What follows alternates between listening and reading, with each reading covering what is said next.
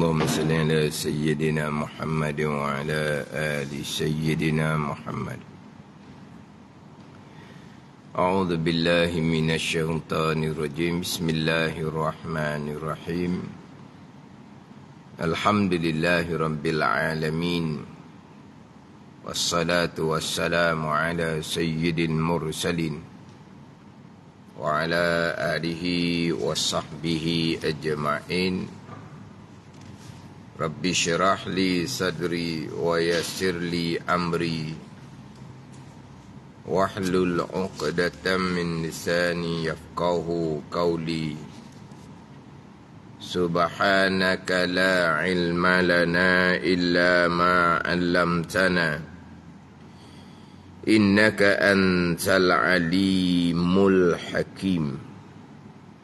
Wala hawla wala quwwata illa billahil aliyyil azim.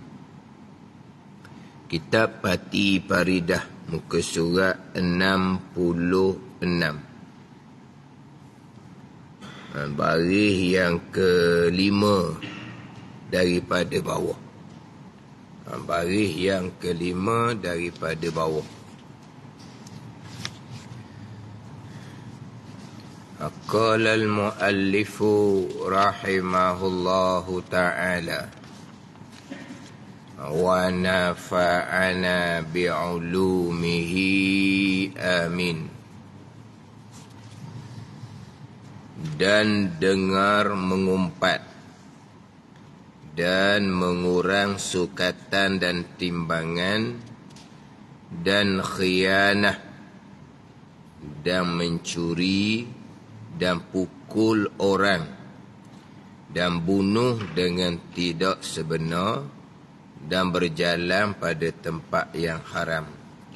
Ini sambungan wajib pelihara diri daripada maksiat yang berlaku pada anggota zahir yang 7. Maksiat yang berlaku pada anggota zahir yang 7. Yang terdahulunya maksiat hati. Yang terdahulu bicara berkaitan dengan pelihara diri daripada maksiat hati. Ini pelihara diri daripada maksiat, daripada anggota yang zahir. Yang terdahulunya makan minum yang diharamkan, itu pelihara perut.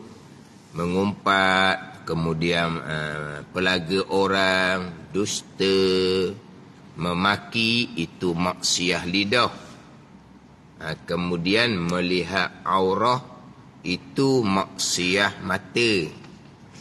Dan dengar orang yang mengumpat, itu maksiat telinga. Mata, telinga, lidah, perut, faraj, tangan dan kaki, itu 7 anggota zahir. Jadi minggu lepasnya, dan melihat aurah, itu maksiat mata. Melihat aurah. Melihat aurah orang lah ni. Melihat aurah orang. Melihat aurah sendiri tanpa ada hajah, hukumnya adalah makruh. Melihat aurah sendiri tanpa ada hajah, hukumnya adalah makruh.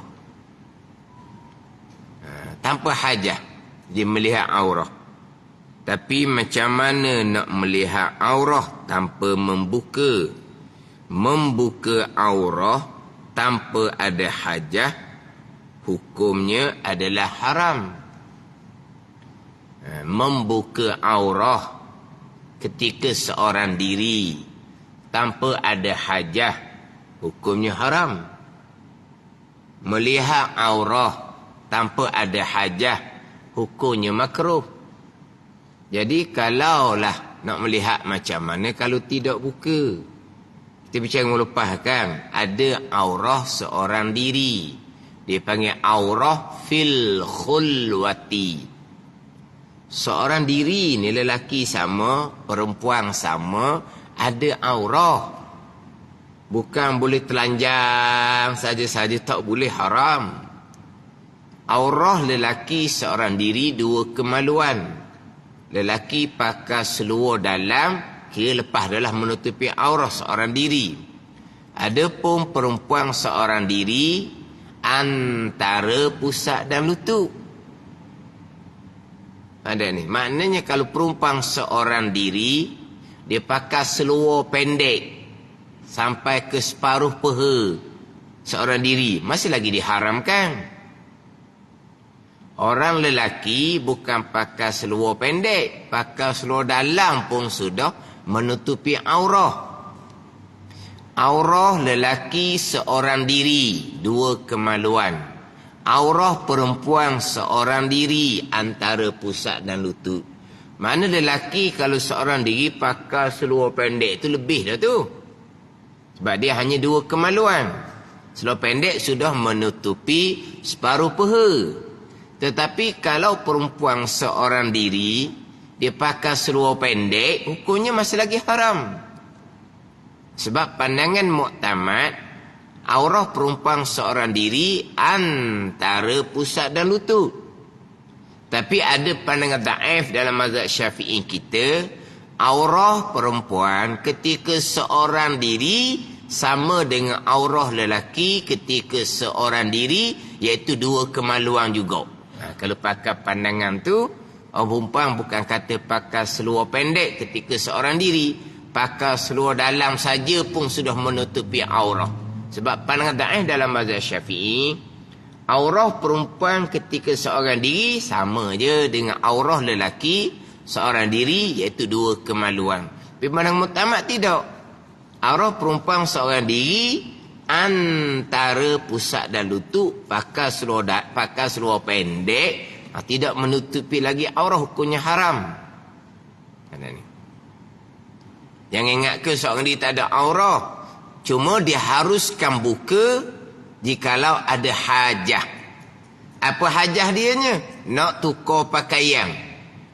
Dia buang habis dahulu, dia telanjang bulat dahulu, barulah dia pakai pakaian yang lain. Maka dia telanjang tu ada hajah, iaitu untuk tukar pakaian. Tapi adabnya tidak adalah seumpama tu. Nak tukar pakaian, pakai telanjang bulat seorang diri ni, dia panggil tidak ada adab. Tapi syarak sudah mengharuskan, sebab dia ada kerana nak tukar pakaian, kerana panah. Dia ada kerana. Ada sedikit kerana pun sudah diharuskan buka aurat ketika seorang diri. Kalau ketika mandi, itu hajah yang besar, maka dia haruskan pada syarak. Dia mandi dalam keadaan dia telanjang. Cuma adabnya ada kain basahan, itu adab. Tapi syarak mengharuskan.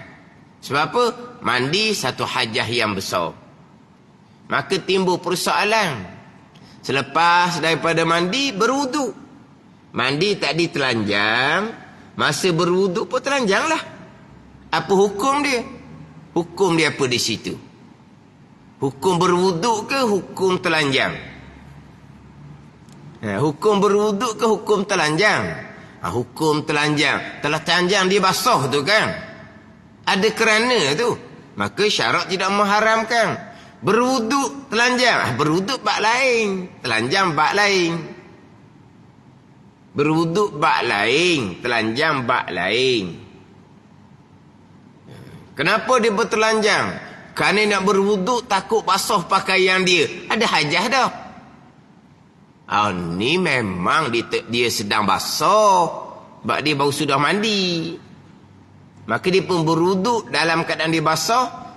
Telanjang kerana dia mandi, dia masih lagi basah, maka telanjang tu tidak diharamkan. Berwuduk bab lain. Kalau telanjang tu diharuskan, maka tak ada masalah. Kalau telanjang yang diharamkan sekalipun dia berwuduk serta bertelanjang, berwuduk tetap sah walaupun telanjang itu haram. Contoh ada tempat, ini ada tempat lah, dia kawasan wuduk perempuan, surau tu tepi jalan. Tepi jalan tu. Tapi tempat wuduk perempuan tak ada dinding. Dinding. Pagar je, pagar pada pagar. Bila pagar ni ambil semayang, orang buka lah. Orang lalu kat tepi jalan tu, nampak lah. Apa hukum perempuan tu buka aurah? Haram. Berwuduk, berwuduk disah. Haram kerana dibuka aurah. Tu lah. Dibuka aurah tu bab lain, berwuduk bab lain. Ada satu surau. Tapi ini pendalaman, kata pelik dia buat surau gitu. Mana kita lalu kat dua ni, nampak lah.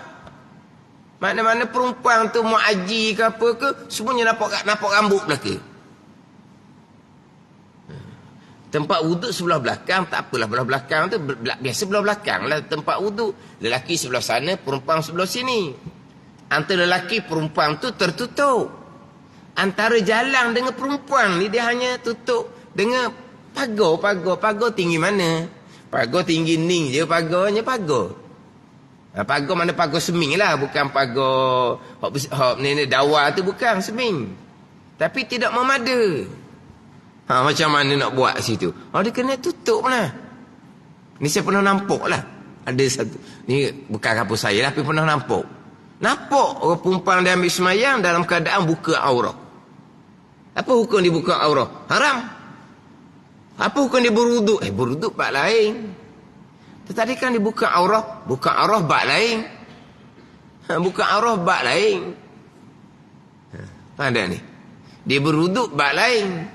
Buka aurah tu haram lah. Sebab tepi jalan orang nampak belaka tu. Jadi kalau masalah dia bertelanjang ketika berwuduk, kalau bertelanjang tu yang tidak ada sebarang hajat, haram, berwuduk bab lain. Tapi kebiasaannya orang yang berwuduk serta bertelanjang ni selepas dia mandi. Tapi adabnya tidak ada lah. Tapi haram tidak haram. Wuduk sah ke tak? Bab sah tak sah wuduk bab lain. Dedah aurah yang hukum haram pun wuduk dia sah lagi. Tadi kata haram. Haram bab lain. Kerana dia tidak menutupi aurah. Buka kepala perempuan di hadapan tepi jalan raya.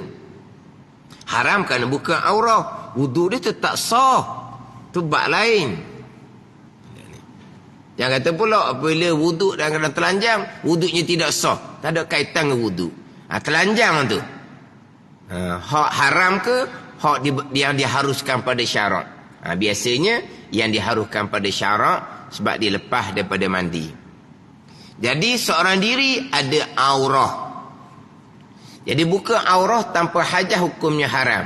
Melihat aurah tanpa hajah hukumnya makruh. Dah kalau tak buka nak melihat macam mana? Dia tak buka aurah. Di intai tau. Kita panggil ita. Tahu? Ita.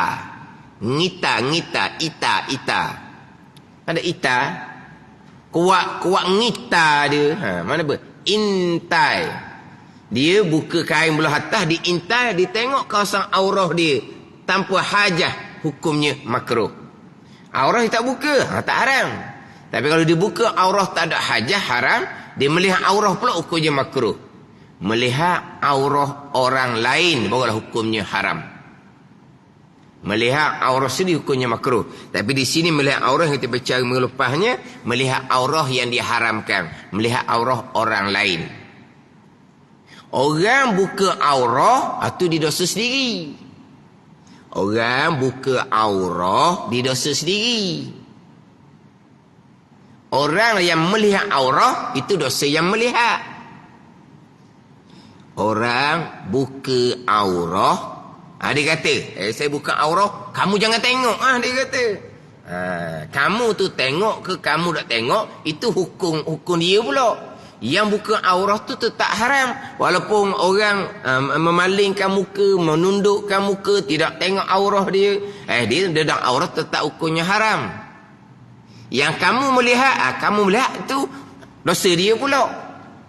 Kemudian kena ingat, yang dedah aurah ni yang pertama, haram dedah aurah.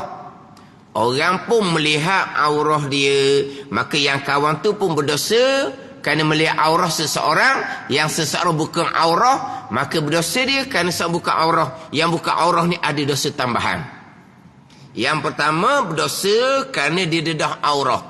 Tapi masing-masing memalingkan pandangan, menundukkan pandangan, Masing-masing tidak melihat aurah dia. Dia hanya berdosa kerana dedah aurah.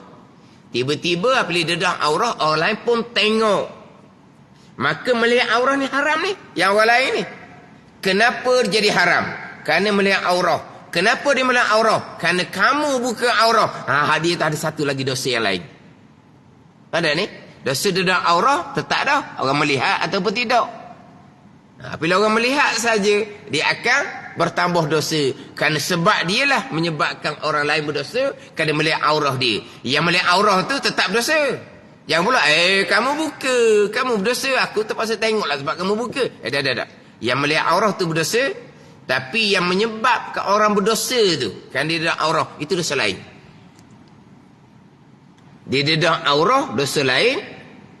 Apabila dia dedah aurah, orang melihat aurah dia menyebabkan orang yang berdosa, dialah yang menyebabkan orang tu berdosa. Dia ada dosa lain. Orang yang dedah aurah. Ini bicara ni, melihat aurah. Ini orang yang melihat.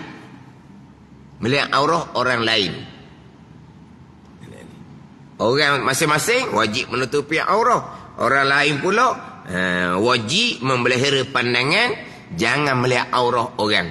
Dia buka, dia berdosa.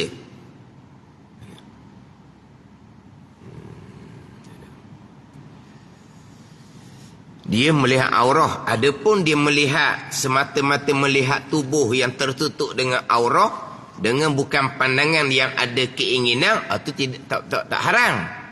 Tapi dia melihat tubuh. Tubuh tutup molek. Orang perempuan ni pakai jubah comel. Jubah pula jubah yang langgar, comel. Tapi dia punya pandangan dia melihat bentuk tubuh sedikit-sedikit itu dia haram. Yang ni dia tutup molek. Hak jenis pakai ketat, dia berdosa dapat lain pula tu. Dia pakai ketat. Hak ni pakai longgar comel dah. Tapi dia merenung tubuh orang tu, orang perempuan. Hukumnya haram. Ada ni. Yang perempuan pakai tutup aurah dengan kain yang longgar. Ada pun hak pakai ketat tu, kesalahan bab lain pula. Dia pakai ketat. Pakai ketat ni, kalau dalam sembahyang sekalipun, orang perempuan dalam sembahyang dia pakai ketat, hukumnya makruh. Tetapi lelaki tidak ada lah ni, dia pakai ketat, hukumnya makruh. Orang lelaki sembahyang pakai ketat, khilaful aula. Khilaful aula ni, dia rendah sedikit daripada makruh, dia tinggi sedikit daripada harus. Kan? Wajib, sunat, haruh, makruh, haram. Kesusun macam mana? Wajib nombor 1, sunat, haruh, makruh, haram. Haram berat sekali. Gitu lah susunan dia tau. Wajib, sunat, haruh, makruh, haram. Haram ni hak bawah sekali. Khilaful aula ni duduk antara haruh dengan makruh. Tengok tu. Itu dia panggil khilaful aula. Ini ulama kemudian. Ulama kemudian, dalil tidak jelas larangan, maka tidak dihukumkan makruh. Tapi nak kata harus tak jelas juga. Ia pun letak khilaful aula. Maknanya rendah daripada harus, tapi tinggi daripada makruh. Mana kalau kita kata gak wajib, sunat, harus, khilaful aula, makruh, haram. Dia ada khilaful aula. Dia panggil kurang utama. Lelaki kalau pakai ketat, khilaful aula. Aurah tertutup, tapi dia pakai seluar ketat, khilaful aula.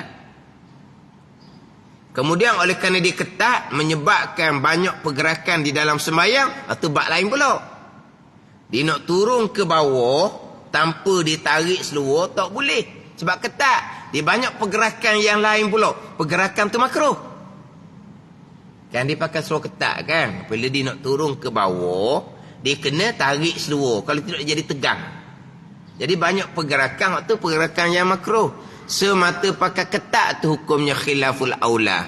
Perempuan pakai ketat hukumnya makruh. Ada perempuan dia pakai baju biasa. Kemudian dia pakai pun dia di dalam. Dia panggil apa tu? Dia panggil hak di dalam tu dia sarung apa? Ni, orang perempuan ni pakai kan. Dah ni dia pakai lengan baju tidak ada ni kancing, tak ada kancing, tak ada ni. Kalau ada sini sesalah. Maknanya dia pakai baju begini. Maka dia pun pakai dalam ni. Dia pakai panggil apa ni? Itu ketat. Nampak bentuk tangan ni, hukumnya makruh. Ni cerita dalam semayang ni, bukan di hadapan lelaki ajnabi. Ni cerita dalam semayang ni, hukumnya makruh. Sebab ketat. Mana dalam semayang bukan di hadapan lelaki ajnabi. Pun makruh dah perempuan sembahyang dengan pakaian yang ketat. Luar semayang depan lelaki ajnabi tu fahamlah. Kemudian orang yang melihat pula bentuk tubuh pakai ketat, itu dia yang melihat. Tapi sekarang ni perempuan ni pakai tutup aurah comel, kain longgar, dia pula pergi renung tubuh tu. Itu hukumnya haram. Ada ni. Sebab kalau kain longgar belah depan je, belah belakang tak longgar perempuannya. Dia melihat, itu bab dia pula. Tapi perempuan tak ada salah dah sebab dia sudah menutupi aurah dengan sempurna. Tapi kalau dia tidak menutupi aurah, dia berdosa. Orang melihat aurah dia, orang melihat tu hukumnya haram. Menyebabkan dia yang menyebabkan orang jadi berdosa, dia pun akan ada dosa tambahan. Kemudian saya sebut minggu lepasnya, masalah melihat aurah ni, kena jaga aurah apabila kita khidmat, tolong orang tua kita yang uzur.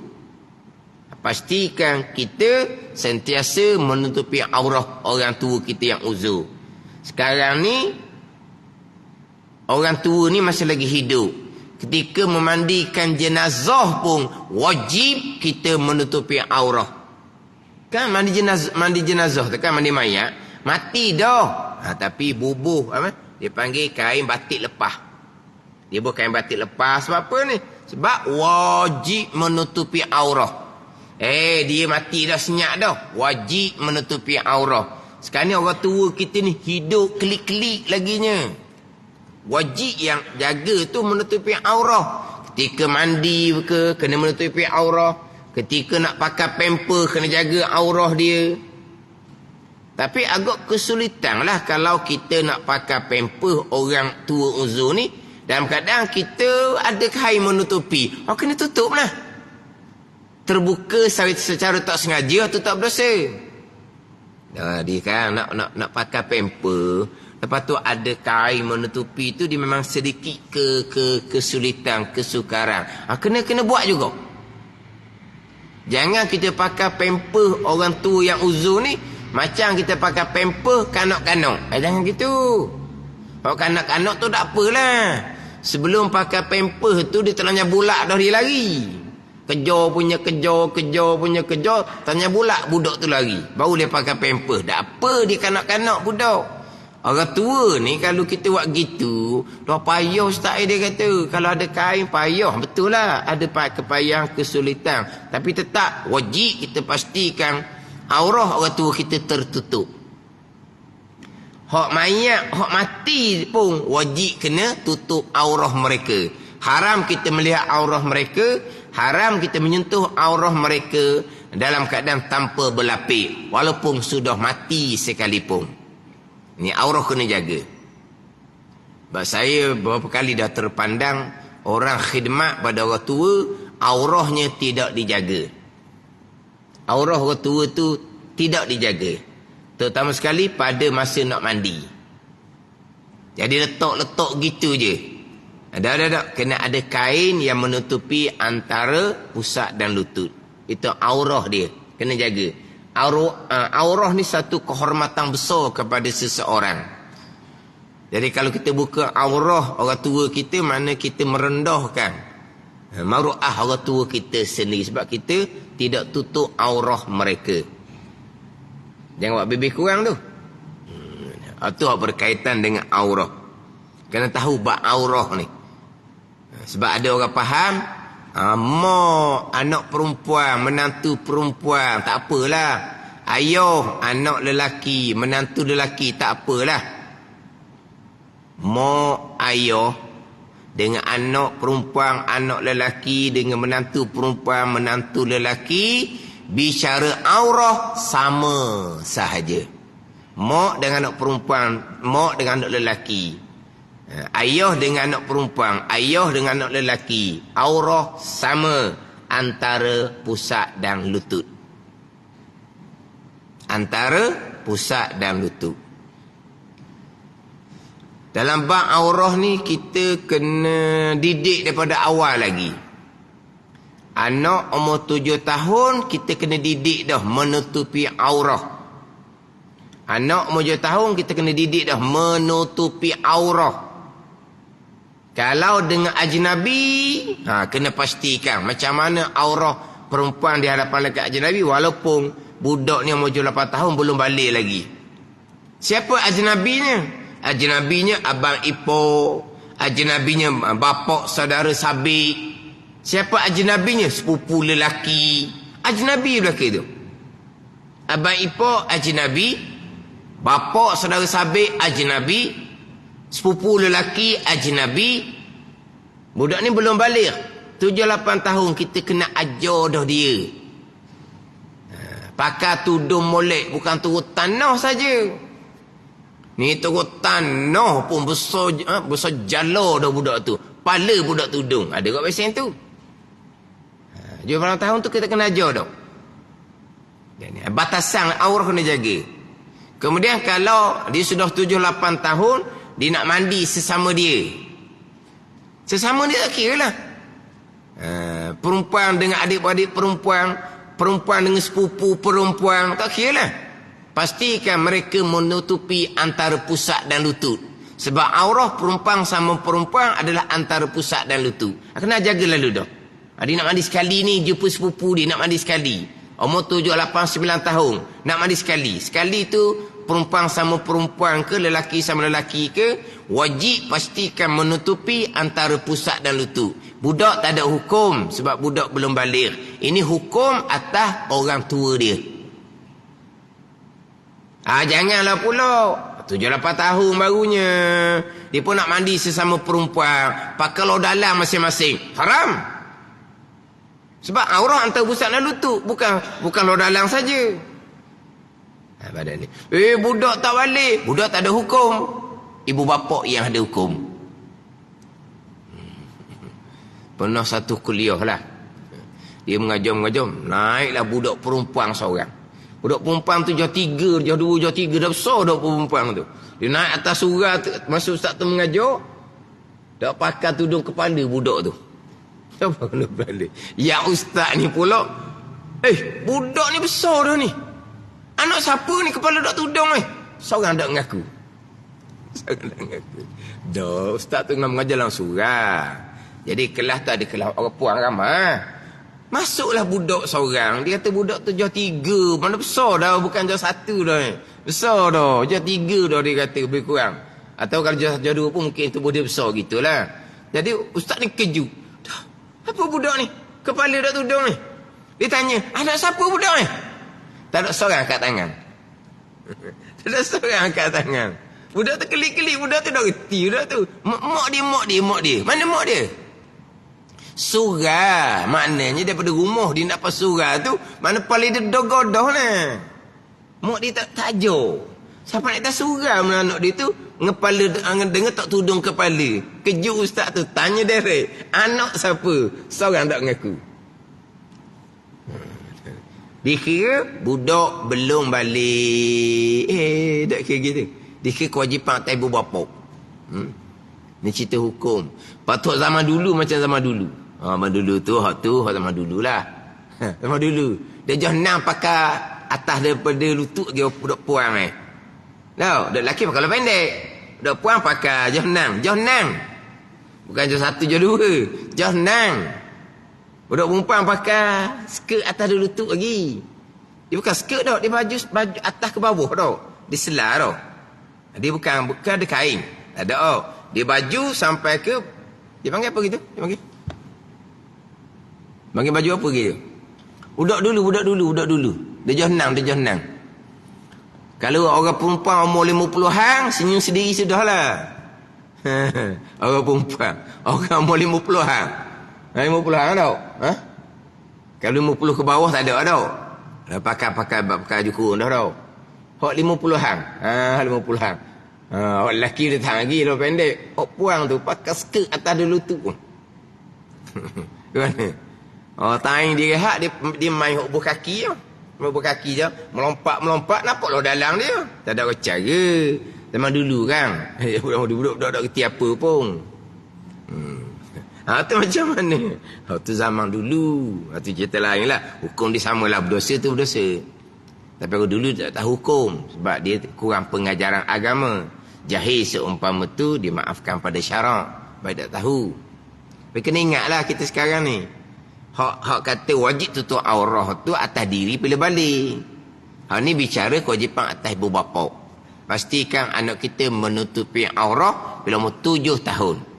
Di hadapan lelaki ajnabi, ipo, pak dara sabit, sepupu lelaki pun semua, tu hak dengan ajnabi lah macam mana, kena pakai tudung lah. Kena pakai tudung kepala. Dia agak sulit sedikit lah. Kalau kata satu rumah tu didiami oleh mak ayah dan anak sekelamin, dua kelamin, rumah besar. Jadi mak ayah rumah besar, jadi anak dia sekelamin, dua kelamin, duduk di rumah yang sama. Jadi sepupu ni membesar, mana bersama-sama kecil. Dia pada umur 7 tahun saja kita sudah kena bataskan. Kita sudah kena bataskan. Jangan pakai orang tua dulu. Dia kata sepupu ni adik-beradik. Dia kata orang tua dulu kan. Jadi dia tak ada benda. Sebab sepupu ni adik-beradik. Dah. Itu ajnabi boleh berkahwin. Tapi memang tu sikit lah. Sebab duduk serumah. Maknanya daripada kecil duduk berkawan sepupu lelaki puang ni. Kita kena jarak kan, bukan amal balik bermula 7 tahun. Kita kena bataskan dah. Mana kalau ada sepupu lelaki kena pakai tudung lah. Budak perempuan ni, ini kewajipan atas ibu bapa.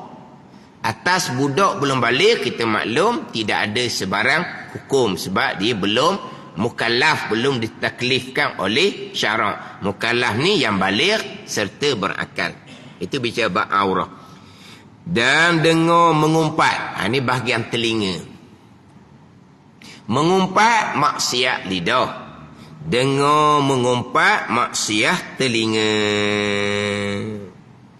Dengar mengumpat maksiat telinga. Ini cerita dengar mengumpat. Dia sama je. Orang memfitnah yang tak ada telinga pun sama. Orang memaki hamun orang yang lain yang tak ada telinga pun sama. Pandai ni. Orang bohong. Dia tahu kawan itu bohong pada orang yang lain. Dia pun tak ada telinga sekali. Sama hukum. Sekarang kawan dia sedang bohong. Dia tahu bohong orang lain lah. Orang lain tak tahu dia bohong. Yang kawan yang duduk sekali dengar kawan dia bohong pada orang lain, dia akan bersekali dosa. Sebab dia mendengar akan maksiat. Kalau dia tahu. Kalau kawan dia sedang bohong pada orang lain, dia dengar, dia pun tak tahu itu pun bohongan. Dia tak ada hukum. Sebab dia tak tahu kalau itu benda bohong. Jadi kalau seseorang tu bohong, seseorang tu bohong terang-terang, yang tak ada telinga dengar pembohongan, yang memang tahu itu pembohongan, bukan yang bohong saja berdosa, yang tak ada telinga tu pun berdosa. Kalau yang tak ada telinga tak tahu dia bohong, maka tak ada berdosa lah orang tak ada telinga tu. Jadi mangsa je lah, kena tipu dia orang. Kalau mari sama-sama, memang tahu dah. Itu semua cerita pembohongan, penipuan. Yang mari sekali yang tukar dengar tu, sama-sama berdosa. Ni dengar umpatan. Jadi bukan yang mengumpat saja berdosa, yang dengar umpatan pun berdosa juga. Yang dengar umpatan pun berdosa. Ni dalam kitab Hidayatus Salikin, kitab yang kedua, muka surat 58. Muka surat 58.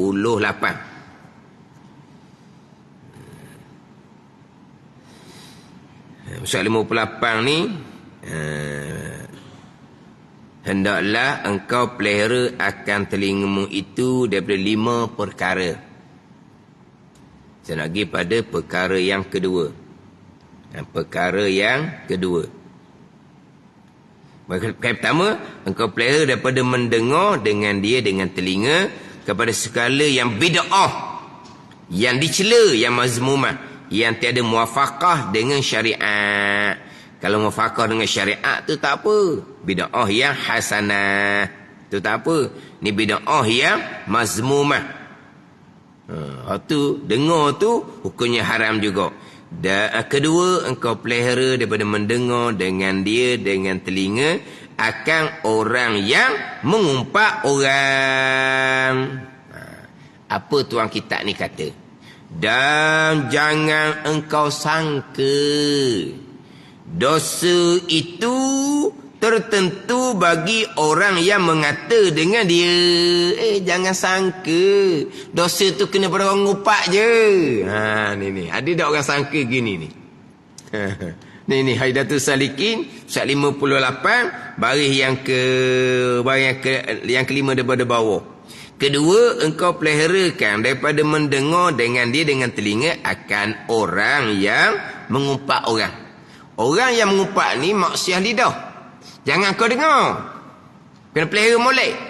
Dan jangan engkau sangka. Kitab dosa itu, dosa mengumpat tu, tertentu bagi orang yang mengata dengan dia dengan mengumpat. Tetapi dapat pula dosa orang yang mendengar akan dia akan mengumpat. Itu seperti orang yang mengata akan dia akan mengumpat. Jangan kau sangka dosa mengumpat ni tertentu, kena khas kepada orang yang mengumpat saja. Orang dengar pun sama lah berdosa. Kira ni? Kita tak tambah, kita dengar saja je. Mengumpat ni payah di pada masyarakat, dosa. Lepas tu kita dengar saja je, kita dak sampuk pun, kita dak tambah pun. Ni jangan sangka comel kita. Jangan engkau sangka dosa itu tertentu bagi orang yang mengata dengan mengumpat, tetapi dapat pula dosa, dapat juga dosa orang yang mendengar akan dia itu akan mengumpat seperti orang yang mengata akan dia akan mengumpat. Kerana hadis Nabi sallallahu alaihi wasallam, innal mustami'a, ada riwayat innamal mustami'u, innal mustami'a syarikul qail wa huwa ahadul mughtabaini. Artinya bahawa orang yang mendengar itu menyengutui bagi orang yang berkata. Yang mendengar menyengutui, pakat sekali menyengutui. Syarikul qail. Syarik, apa dia syarik? Yang kosilah.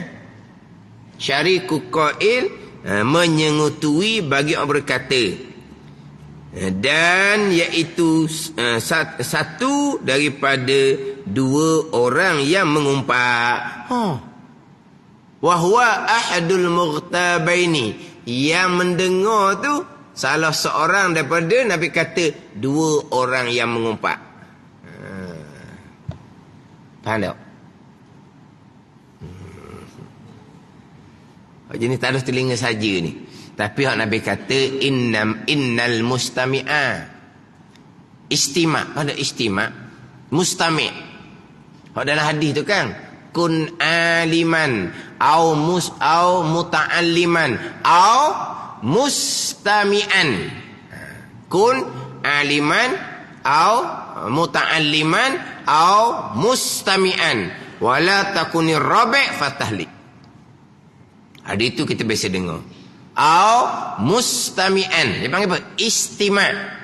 Apa dia istima'? Tuntuk dengar. Isma' dia dengar. Istima' ni tuntuk dengar. Ada tuntut dengar.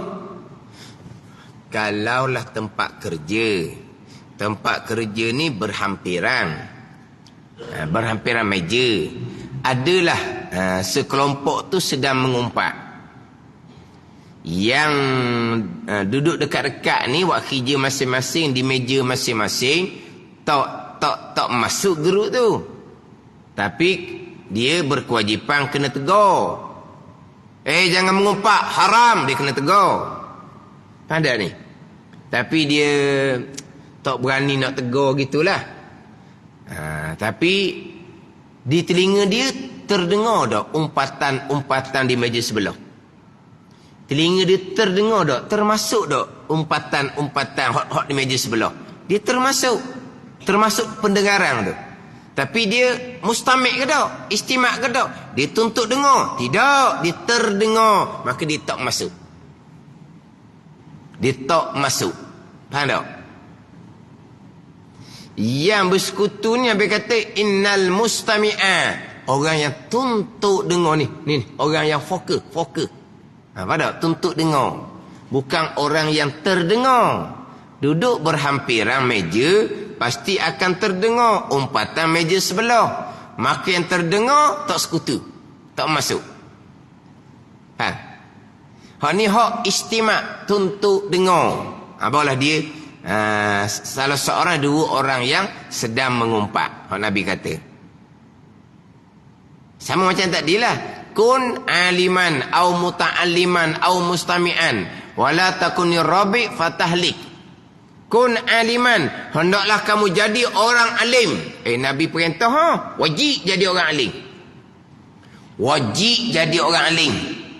Jangan jadi orang jahil. Ada ni. Jangan jadi orang jahil. Orang jahil dalam agama tak ada nilai. Wajib kena jadi orang alim. Kita jahil, tak ada nilai orang jahil. Orang jahil tak ada nilai. Wal jahilu aduwullah walau kana abida, kata Nabi. Orang jahil itu musuh Allah walaupun dia kuat buat ibadat. Wal jahilu aduwullah walau kana abida. Orang jahil itu musuh Allah walaupun dia orang yang kuat ibadat.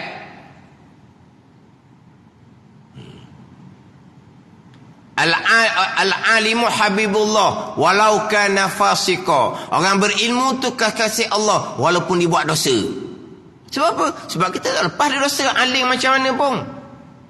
Tapi orang berilmu, Nabi kata kekasih Allah walaupun dia buat dosa. Berdosa bertaubah, buat dosa bertaubah. Orang alim pun berdosa, kau tak berdosa Nabi je. Wal jahilu aduwullah walau kana abida. Orang jahil musuh Allah walaupun rajin buat ibadat. Dan musuh Allah apa? Akidah salah. Dan musuh Allah apa lagi? Semayang tak betul. Dan musuh Allah apa lagi? Riya, ujub, takabur, hasad. Dan musuh Allah. Wajib jadi orang alim. Alim fardu ain. Wajib jadi orang alim. Wajib fardu ain jadi alim. Orang yang alim fardu ain. Wajib fardu kifayah jadi orang yang alim fardu kifayah. Macam tutup guru. Tutup guru tu alim fardu kifayah. Di kalangan kita kena ada orang yang alim fardu kifayah. Wajib fardu kifayah. Tapi untuk kita sendiri wajib jadi orang alim. Alim fardu ain tauhid, alim fardu ain fiqh, alim fardu wajib. Kita jahil musuh Allah. Tapi kita tengah-tengah belajar sebab nak jadi alim fardu ain ni kena belajar. Au muta'alliman Nabi kata. Ataupun kamu orang belajar, wajib kena belajar. Belajar ilmu fardu ain, wajib fardu ain. Belajar ilmu fardu kifayah, wajib fardu kifayah. Au muta'alliman, belajar. Sebab kita nak jadi alim kena belajar dulu. Belajar ni ada catatan. Au mustami'an. Ataupun kamu ni jadi orang yang tuntut dengar akan ilmu. Wajib kena tuntut dengar. Kalau ilmu fardu ain, wajib kena tuntut dengar sebagai wajib fardu ain. Kalau ilmu fardu kifayah, wajib kena tuntut dengar sebagai wajib fardu kifayah. Pada tuntut dengar ni, ambil fokus molek. Wajib lah. Kalau ilmu tu fardu ain, maka wajib fardu ain lah. Mustami'an tu. Wala takunir rabi', jangan dia orang kepak. Tutup dengar pun tidak. Nabi kata fatahlik, maka binasa orang ni. Rosak agama orang ni. Binasa akhirat dia. Dunia tak binasa, akhirat dia binasa, agama dia binasa. Zahir dia rajin buat ibadat juga. Dah. Binasa. Tak ada nilai. Mustami'an ni apa? Tuntut dengar molek. Belajar, kitab tak ada. Nak tulis tak pandai. Mata tak nampak. Dia pun tuntut dengar. Fokus. Ada orang, dia tak lari daripada majlis ilmu. Bukan kuliah duha lah. Kuliah duha ni memang sengaja mari nak belajar. Hak bawa kitab tu, orang yang belajar. Hak tak ada telinga tu, orang yang tutup dengar. Dia panggil apa? Dengar. Dia panggil tak? Nak pergi mana? Nak pergi dengar. Nak pergi dengar je. Nak pergi dengar. Bawa telinga je. Lepas tu, tangan, tak ada apa. Dengar. Tu dengar panggil tu. Dengar, tuntut dengar. Hak kita duha ni memanglah kita sengaja mari. Hak maghrib. Maghrib sebahagiannya kerana nak solat berjemaah maghrib isyak. Hak ni kadang-kadang ada yang dia tidak istimak, dia tak tuntut dengar. Kadang-kadang dia baca Quran, kadang-kadang dia berzikir, kadang-kadang dia khoyak, otak dia melayang-layang, kadang-kadang dia berbuah-buah di belakang. Ada ni. Di belakang ke di ni kadang-kadang di ada sekitar masjid surau tak ada tempat duduk di bawah, dia bersembang, dia tak peduli, dia orang mengajar. Dia tak ada istimak. Oh ni binasa orang gini ni. Orang gini lah hak kucau orang duk mengajar. Sebab dia bukan nak tuntut dengar, dia nak semai Jumaat saja. Masuk isyak je dak witi, dia panasan dah. Sebab dia bukan nak tuntut dengar. Orang nak tuntut dengar ni lagi lama lagi bagus, lagi lama lagi bagus. Orang ni bukan nak tuntut dengar. Tapi kenapa dia berada dalam masjid? Dia kalau balik isyak mari pula, dia tak larat dia orang tua. Lepas tu dia sandar tiang, sandar dinding. Otak dia tak ada. Dia tak ada. Dia tak ada ambil fokus pun apa yang orang mengajar. Sebab dia kalau dia fokus pun dia tak faham. Dia gelap, ilmu dia tak ada. Dia memang jahil tukir. Jahil tukir sungguh. Dahulu dia tak ada mari masjid, masa tengah hebat-hebat dahulu. Tua ni main masjid, jahil dia nak pegang masjid. Dia pun orang nak masjid. Orang yang ni seumpama ni. Orang yang binasa agama ni. Dia tak ada tuntut dengar. Dia kalau lambat je isyak, dia mula kepanasan sebab dia bukan nak mendengar orang mengajar. Dia nak semai Jumaat, dia hanya duduk situ, masuk dalam telinga dia. Tapi kalau tanya dia, ustaz ngajar apa tadi? Tak tahu kata dia. Dia tak tahu. Dia tak tahu. Memang ada seumpama dia tak tahu.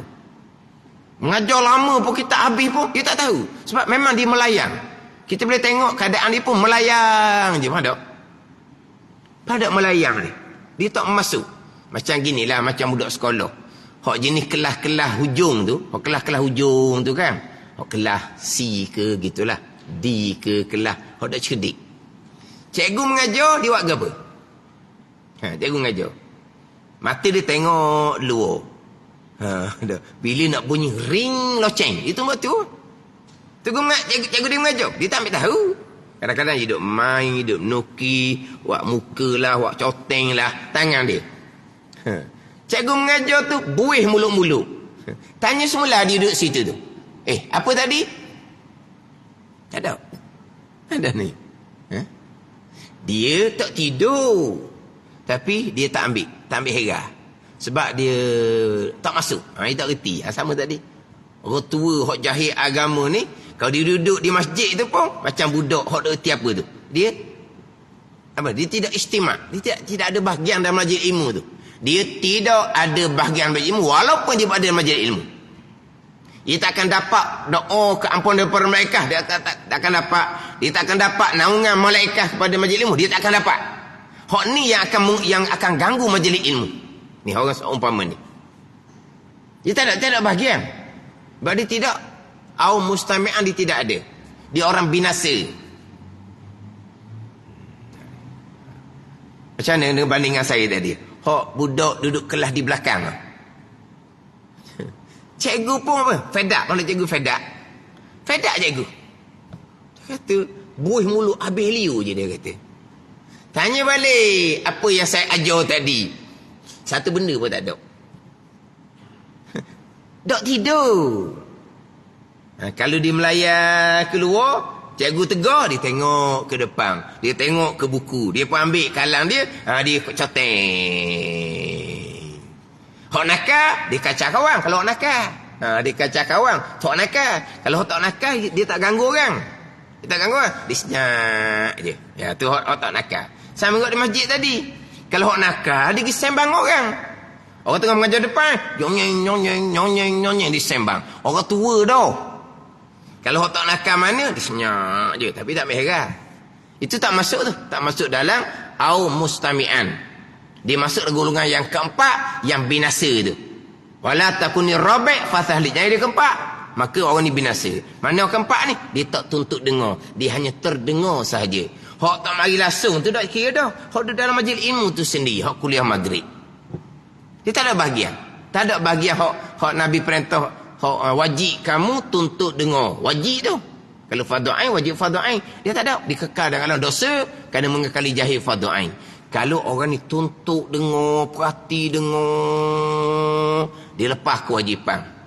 Tapi faham adalah sikit-sikit dia faham. Hak dia faham pun tanya balik. Faham macam mana? Dia pun cerita. Tak betul pun dia faham pun. Tapi masa orang mengajar, dia tak ada fikir lain. Dia istimak. Dia memang tuntut dengar orang mengajar. Tuntut dengar betul. Pandai ni. Tapi dia tak mampu menguasai. Maka tak berasa dia. Dia mati dalam tuntut ilmu. Sebab dia tuntut dengar. Dia mati dalam dengar, kita panggil. Dia mati dalam dengar. Mana apa? Dia belajar. Tapi dah dia lambat nak faham. Sebab dia pun kosong, tidak ada asas. Tapi dia fokus.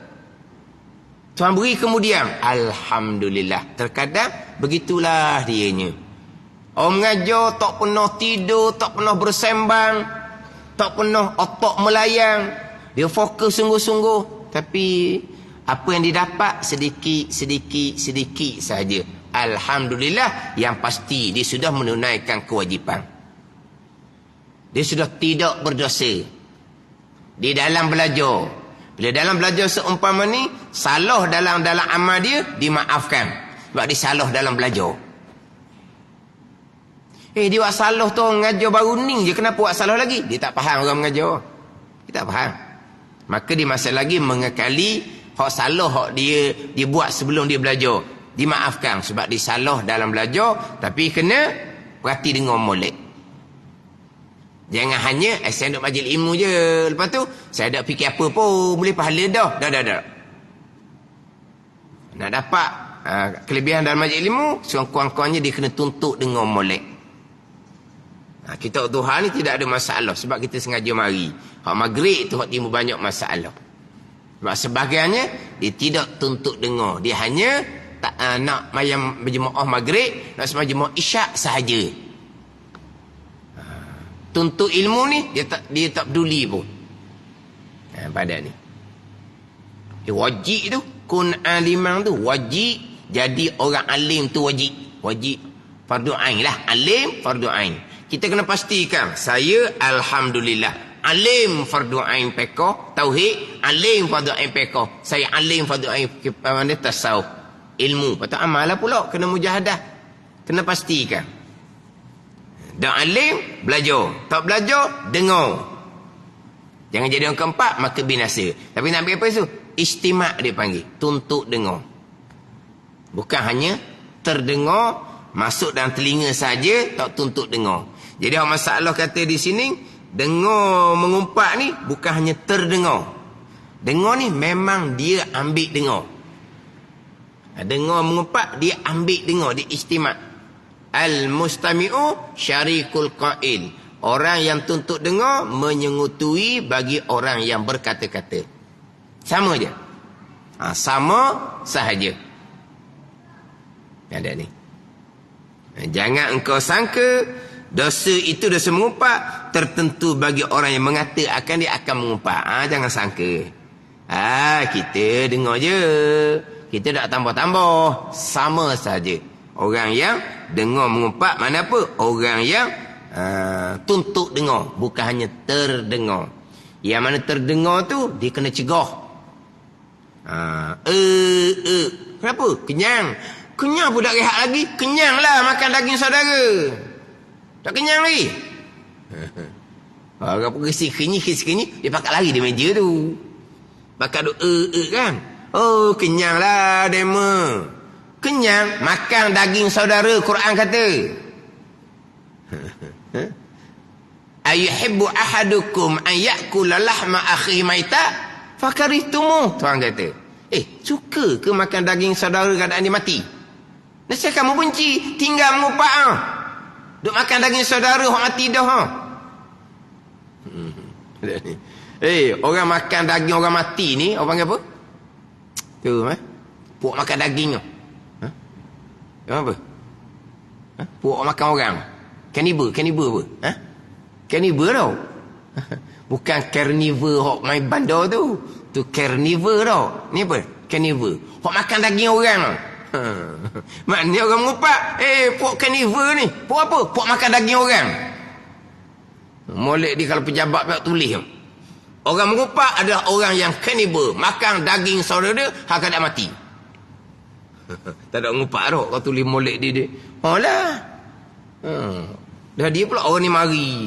Dia punya pelanggan dia mari. Lepas tu, tengok orang tu. Orang dah kapur mana mari tu.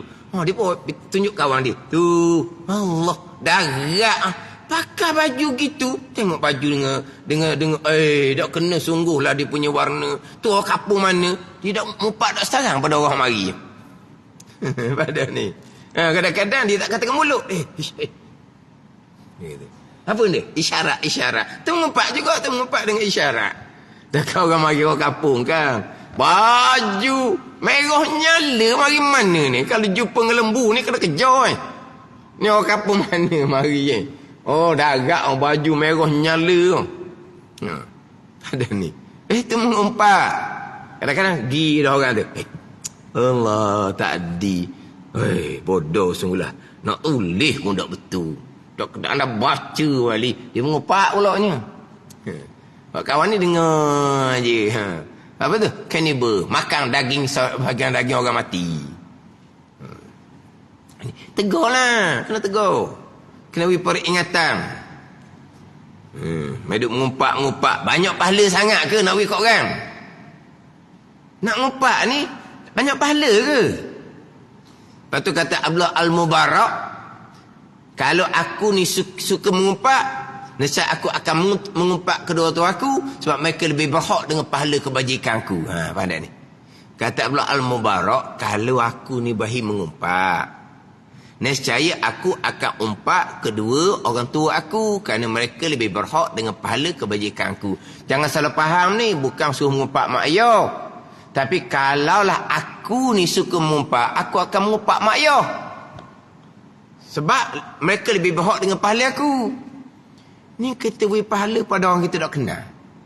Mari ni berurusan dengan kita mengumpat.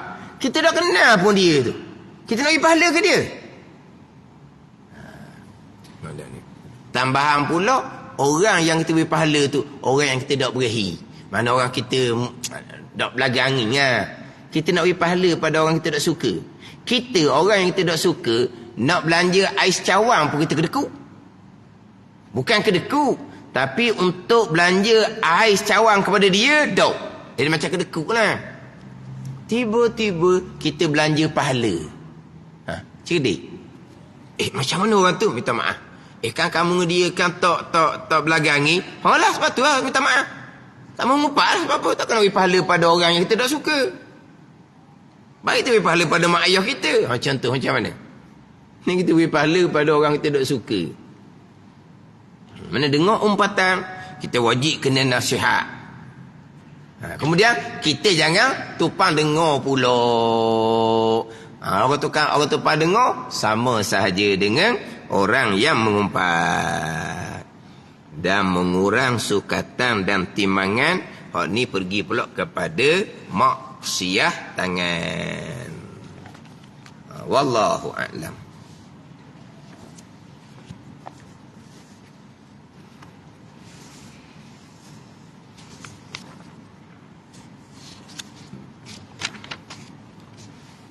Ini kitab Hidayatus Sadikin, muka surat 18. Muka surat 18, baris yang ke-9 daripada bawah. Baris yang ke-9 daripada bawah. Qala al-muallifu rahimahullahu ta'ala wa nafa'ana bi'ulumihi amin.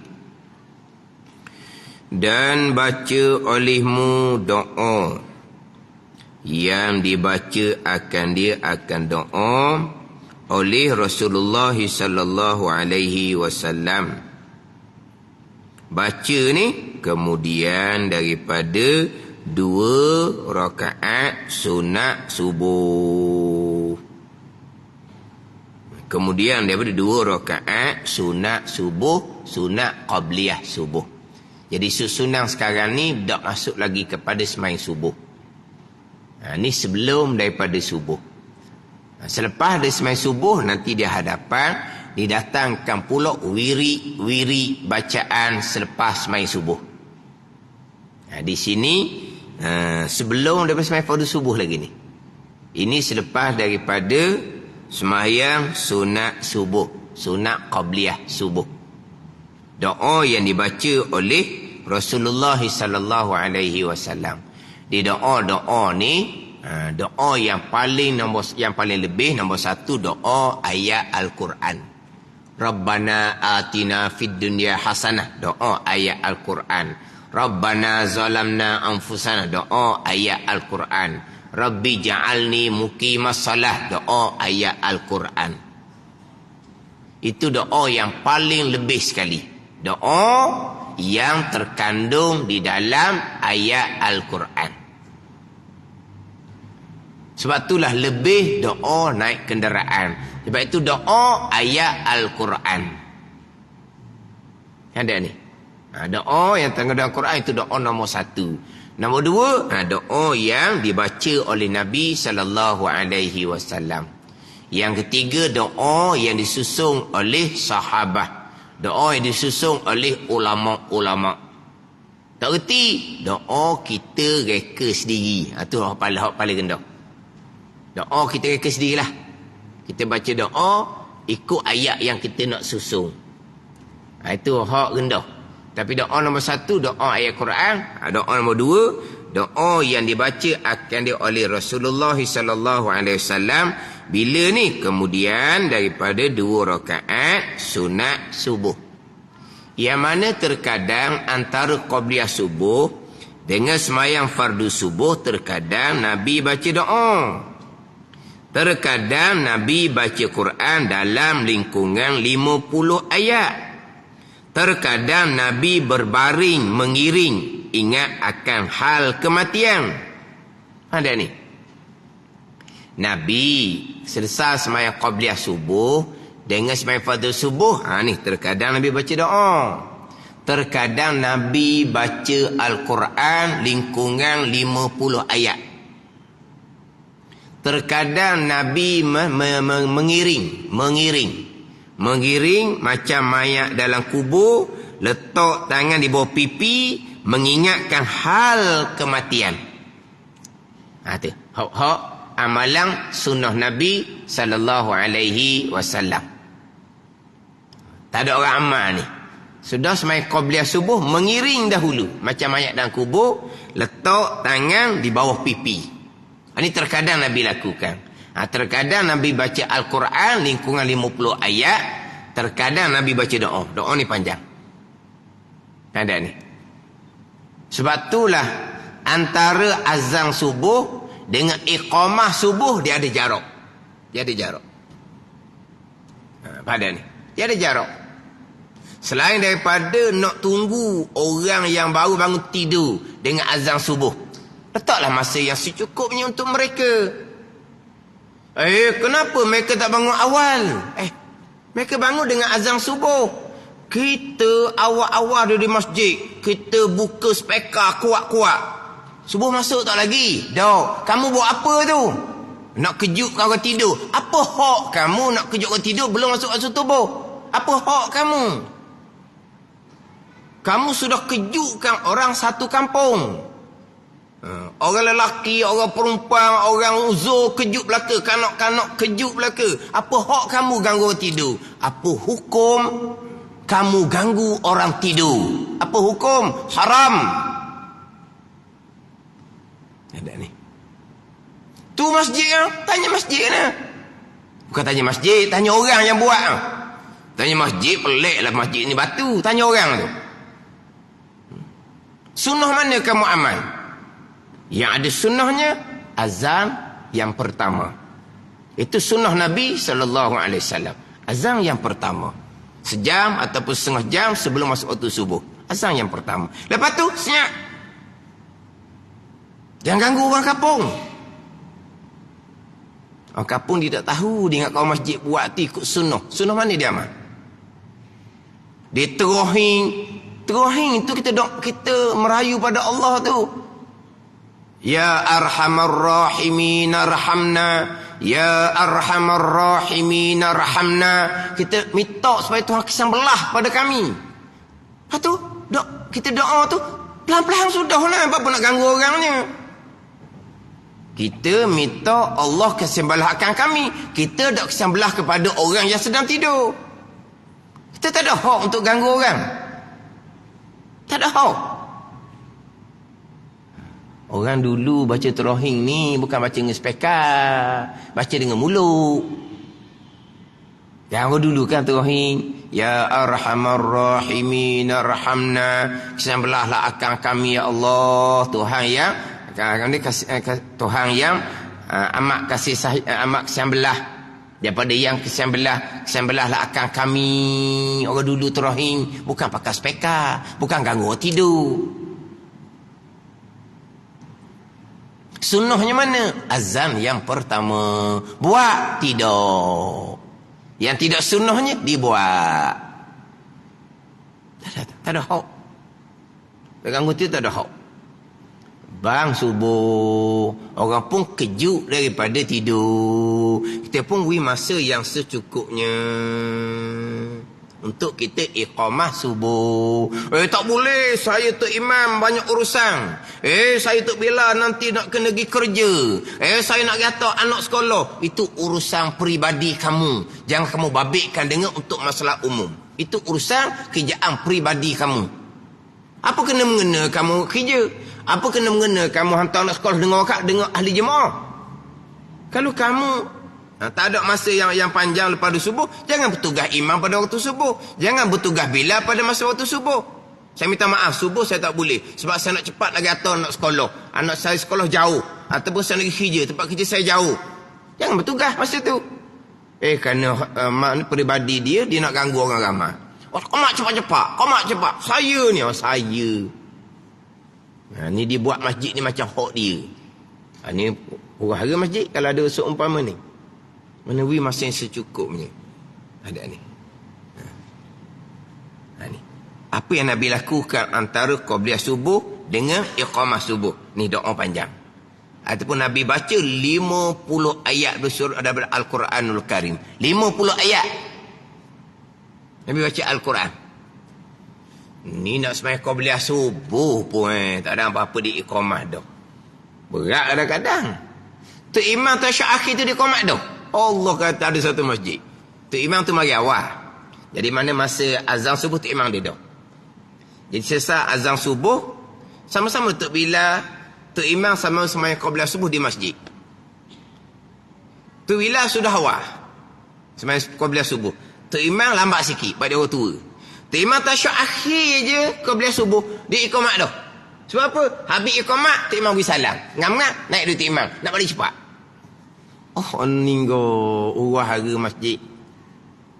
Kalau masjid dia diatur oleh Imam Bilal yang seumpama ni. Lepas tu di masjid diatur oleh jawatan kuasa, bukan Imam Bilal. Dia yang menentukan peraturan adalah jawatan kuasa masjid, bukan Imam Bilal. Imam Bilal dia kena ikut apa yang diputuskan oleh ahli jawatan kuasa masjid. Ahli jawatan kuasa masjid, mesti kamu orang yang berilmu. Sebab kamu mengatur pilihan masjid mengikut sunnah Nabi SAW. Mana jawatan kuasa masjid kan ramai kan? Maka dia memutuskan macam mana nak susung, waktu iqamah macam mana. Ya, bukan kena ikut macam mana sunnah Nabi sallallahu alaihi wasallam, macam mana dengan masa hak Nabi biasa buat. Antara azan subuh dengan iqamah subuh. Sebab orang baru bangun tidur. Kita ni mazhab Syafi'i. Kita mazhab Syafi'i. Tahu tak kalau mazhab Hanafi bila dia iqamah subuh? Pernah tak pergi masjid India di Kuala Lumpur? Bukan masjid India di Bombay no. India di Kuala Lumpur. Pernah tak?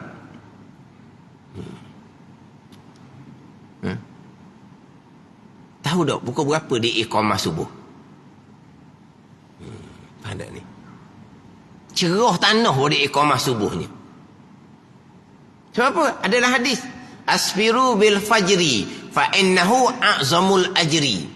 Nabi kata isfarlah kamu dengan sembahyang subuh, kerana sembahyang subuh pada waktu isfar a'zamul ajri, besar pahala. Apa dia waktu isfar? Cerah tanah. Apa maksud cerah tanah? Kalau ada orang di hadapan, kita nampak dah orang, cuma tak kenal. Kalau kenal tu naik matahari dah. Cerah tanah baru dia iqamah. Kita tak gitu. Itu mazhab Hanafi, dia pakai hadis tu. Asfiru bil fajri, Nabi kata. Isparlah kamu dengan sembahyang subuh. Ispan biar cerah tanah. Saya duduk Jetih dahulu ada satu surau dekat dengan Bala Poli. Kalau kata bang subuh bau keju, duduk Kampung Raja, jauh nak apa di Jetih tak ada masalah. Di siapa surau tu iqamah pun tak lagi. Surau dekat dengan Jambatan Panjang nak pergi ke Padang Luah tu lah. Dia ada surau bloki dekat dengan Bala Polis tu. Maknanya orang duduk Kampung Raja, kejut orang bang subuh, mandi. Dia kata kalau pergi je masjid Kampung Raja, orang komat dah. Dia pergi JT. Siapa tak komat lagi. Sebab dia lebih cenderung kepada amalan orang India, mazhab Hanafi. Sampai gitu punya iqamah waktu subuh. Cerah tanah. Kita mazhab Syafi'i, jangan lambat gitu. Kita mazhab Syafi'i, tapi jangan cepat sangat. Tidak menepati sunnah Nabi sallallahu alaihi wasallam. Nabi selesai sembahyang qabliyah subuh, terkadang Nabi baca 50 ayat daripada Al-Quran, ataupun Nabi baca doa, ataupun Nabi duduk mengiring sebagaimana mayat dalam kubur, letak tangan di bawah pipi, mengingat akan hal kematian. Ini antara amalan Nabi. Ini nak doa yang dibaca kemudian daripada 2 rakaat sunat subuh. Tapi doa ni panjanglah. Demikianlah doanya. Allahumma inni as'aluka rahmatan min indik tahdi biha qalbi wa tajma'u biha syamli wa tulammu biha sya'thi wa turaddu biha ulfati. Kalau wa taruddu biha ulfati. Tak apa jelas kalau tebal tu. Ulfati. Wa tuslihu biha dini. Wa tuslihu. Wa kawataslahu. Wa tuslihu biha dini. Wa tahfazu biha ghaibi. Wa tarfa'u biha syahidi. Wa tuzakki biha amali. Wa tubayyidu biha wajhi. Wa tulhimuni biha rushdi wa taqdi biha hajati wa taqdi li biha hajati wa ta'simuni biha min kulli su'in. Ni Allah ini as'aluka rahmatan min indik, minta kerahmatan dari sisi Allah. Tahdi biha qalbi, engkau hidayatkan dengan rahmat akan hati aku. Wa tajma'u biha syamli, dan engkau himpun dengan rahmat itu akan barang yang tercerai. Wa talummu biha sya'bi, dan engkau talummu pun sama tajma'u je tu, himpun. Wa turaddu biha ulfati, ulfati ni jinak hati. Wa tuslihu biha dini, engkau perelokkan dengan rahmat akan agama aku. Wa tahfazu biha ghaibi, dan engkau pelihara dengan sebab rahmat engkau tu ghaibi, ghaib ketika tak ada aku. Wa tarfa'u biha syahidi, dan engkau angkat dengan rahmat tu syahidi. Syahid ni hak di hadapan kita lah, ghaib ni hak di belakang kita. Wa tuzakki biha amali, dan engkau bersihkan dengan rahmat tu akan amalan aku. Wa tubayyidu biha wajhi, dan engkau putihkan dengan rahmat tu akan wajah aku. Itu makna hak nak doa hak Nabi baca ni. Wa tulhimuni biha rusydi, dan engkau beri ilhamkan bagi aku dengan rahmat tu akan petunjuk. Wa taqdi li biha hajati, dan engkau tunaikan bagi aku biha dengan rahmat akan hajat aku. Wa ta'simuni biha min kulli su, dan engkau peliharakan akan aku dengan sebab rahmat daripada tiap-tiap kejahatan ni. Tapi doa ni panjang, tapi kalau hak Rumi ada terjemah dah. Hak Rumi ada terjemah kan? Kak Rumi mana ada terjemah? Ada siapa Kak Rumi ada terjemah? Ada belakang? Biasa Rumi ada terjemah kan? Ada? Apa dia ada? Tak ada terjemah? Cuma dia baris lah. Kalau hak nipis tu, hak nipis tak apa, dia pandai baca, tak ada bagi. Hak nipis tu lah, hak tebal dia kau bagi. Tapi doa ni panjang ni. Allahumma inni as'aluka imanan khalisa. Ya Allah, sesungguhnya aku minta akan dikau imanan khalisa, iman yang khalis, iman yang suci daripada kesyirikan. Iman yang khalis, suratul ikhlas. Ikhlas tu lah, suci daripada kesyirikan. Imanan khalisa, iman yang khalis, yang suci bersih daripada kesyirikan.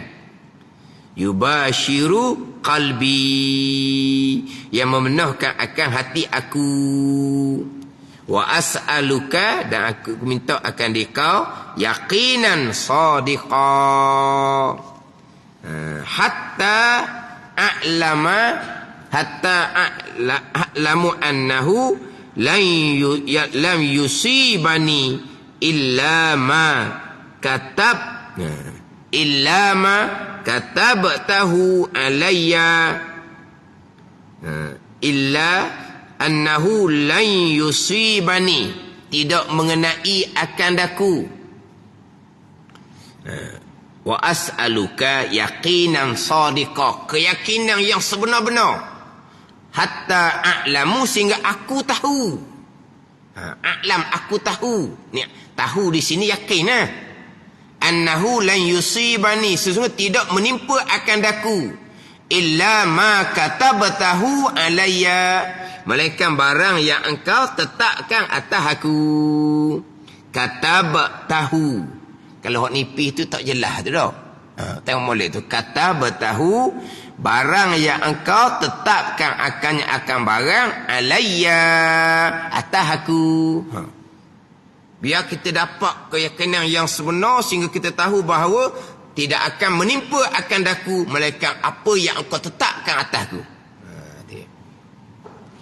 Ni dalam kehidupan ni kan, macam-macam yang akan menimpa kita, Maka sampai biar Tuhan beri kita keyakinan yang sebenar sehingga aku mengetahui bahawa tidak menipu akan daku melainkan barang yang kau telah tetapkan akan dia akan barang alaya atas aku.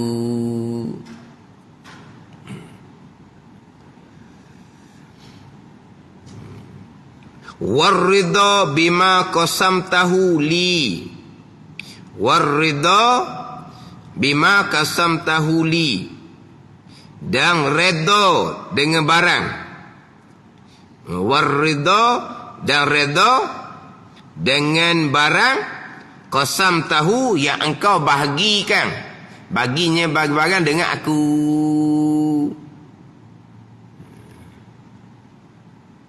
Waridha tu atau pada a'lamu tu. Sehingga redha dengan barang yang engkau bahagikan, engkau bagi aku. Mari kita redha. Apa yang bahagian kita, kismah kita.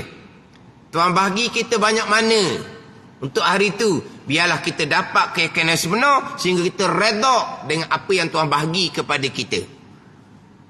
Sebab masing-masing ada kismah, ada bahagian masing-masing tau. Sebab itulah ini bicara hak berkaitan dengan maqam lah. Maqam. Itu syariat sentiasa berdoa. Ini syariat ni berdoa lah ni.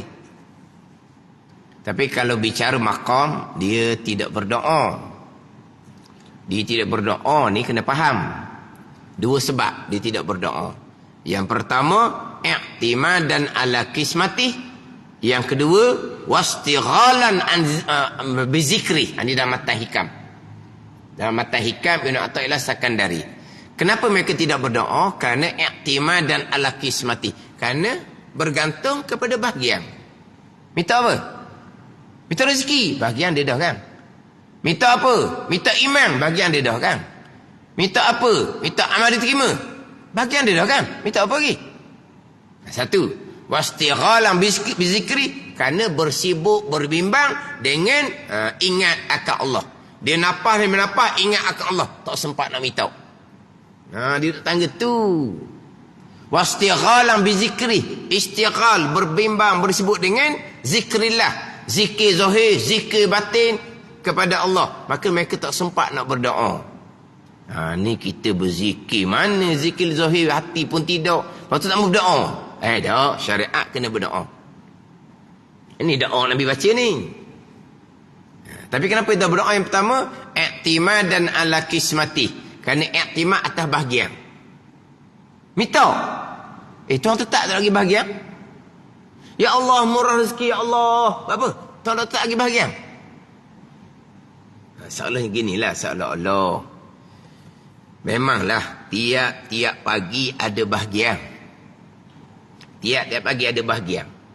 Nak pergi sekolah tu lah, budak di sekolah. Berapa ringgit? RM5. RM5 tau. Ada orang masuk FB. Ada masuk FB, siapakah yang hidup pada masa pergi sekolah 20 sen? Siapa? Siapa hidup pergi sekolah 20 sen? 50-an juga, umur 50-an. Umur 50-an. Pergi sekolah 20 sen. Pergi sekolah 20 sen. Naziri, pergi sekolah 20 sen. Ni RM2 dah ni. RM2 dah tau. RM1. RM1. Dia RM1. Kita zaman dulu, kalau RM1 tak nak DO lah. Kalau RM1 tak nak DO. Pandai nak DO. Dulu kan orang tua kita nak makan sedap, mungkin jadi anak DO lah dia kata. Faham tak? Orang zaman dulu kan orang kaya ni orang DO lah, DO kaya. Nak makan sedap, mak ayah kita kata mungkin jadi anak DO. DO tu kaya kali. Ni ayat orang dulu. Kalau ada pergi sekolah duit 50 sen RM1 tu, kebah mana tu? Kaya ah, 20 sen ah. Dah. Dia kata dia masuk FB, siapakah yang pergi sekolah pada masa bawa 20 sen? 20 sen lah. Air 5 sen je. Nasi 10 sen je. Cukup lah. Air nasi lemak 15 sen. 5 sen lagi boleh beli kuih pula. Cukup lah 20 sen. Kalau 50 sen tu boleh belanja kawan dah. Kaya dah tu kalau 50 sen. Boleh belanja kawan dah. Sekarang ni RM5 tau. RM5. Sekarang ni tetap dah RM5, RM5, RM5, RM5. Bahagian kan? Tiba-tiba satu pagi tu Mok sibuk sikit. Mak, mana RM5 Mok kata mana? Mok kata mana? Apa? Selama ni Mok pernah tak beri RM5 ke? Orang tengah sibuk dah, berilah nanti. Faham tak? Sekarang tiap-tiap pagi dah bahagian dia RM5. Cuma pagi tu Mok dia kelang-kabut tak beri lagi. Akan beri dah poket ada dah RM5 tu. Di standby dah RM5 tapi tak beri lagi. Cuba kalau anak minta. Minta je. Orang ni tengah lelah. Apa? Nak minta RM5? Sebelum ni mak pernah ke tak beri duit kepada pergi sekolah? Sabarlah. Ada. Bahagian dia dah minta apa lagi? Itulah perumpamaan. Sebab ada bahagian masing-masing. Warida bima qasamtahu li, dan reda dengan barang yang engkau bahagikan akan barang bagi aku. Allahumma inni as'aluka imanan sadiqa wa yaqinan laisa ba'dahu kuf. Iman yang sebenar, keyakinan yang tidak ada selepas daripadanya kekufuran.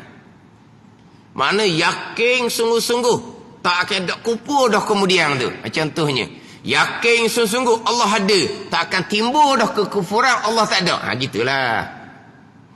Kan yakin kita tangga tu kan. Ke macam mana? Sekarang ni yakinlah Allah ada, akan datang tak tahulah. Dah. Keyakinan kita tak ada dah kufur kemudian. Tak ada. Itulah keyakinan kita. Allah ada, Allah Maha Kuasa, Allah yang menentukan segala-gala, Allah yang melakukan segala-gala. Laisa ba'dahu kuf. Tak ada nak kufur, tak ada dah. Keyakinan yang sebenar-benar. Wa as'aluka rahmatan analu biha syarafa karamatik fid dunya wal akhirah. Wa as'aluka, dan aku minta akan dikau kerahmatan analu biha, aku dapat, aku capai dengan rahmat tu, syarafa karamatika fid dunya wal akhirah, akan kemuliaan karamah engkau pada dunia dan akhirah. Allahumma inni as'aluka, ya Allah, sesungguhnya aku minta akan dikau. Allahumma inni as'aluka, waktu makna kita kena ingatlah waktu. Ini sesungguhnya aku, as'aluka minta akan dikau ya Allah. Atau tak ada tu. Allahumma inni, ya Tuhanku, inni sesungguhnya aku, as'aluka minta akan dikau, as-sabra indal qada, sabar di sisi qada Allah subhanahu wa ta'ala. Sabar indal qada Allah. Ada qada yang manis, ada qada yang pahit. Qada yang manis, sabar. Jangan kita gunakan qada yang manis tu pada perkara yang sia-sia. Kena sabar juga. Sabar ni tak ada duit banyak lah nak kena sabar juga. Duit banyak kena sabar. Kalau ikut nafsu itu ini sabar. Duit kurang sabar. Ke duit kurang je sabar, duit banyak dah sabar. Duit banyak lah kena sabar. Apa sabar? Jangan guna duit banyak tu untuk kepuasan nafsu kita. Sabarlah. Sabar indal qada, kita minta Allah jadikan kita sabar di sisi qada Allah. Qada yang manis, sabar. Qada yang pahit, sabar. Wal fauza indal liqa. Wal fauza indal liqa, dan berjaya ketika berjumpa dengan Allah subhanahu wa ta'ala. Wa manazilash syuhada wa aisyas su'ada wan nasra 'alal a'da. Manazil bagi syuhada, orang yang mati syahid. Aisyal su'ada ni, aisyas su'ada, kehidupan su'ada, orang yang bahagia.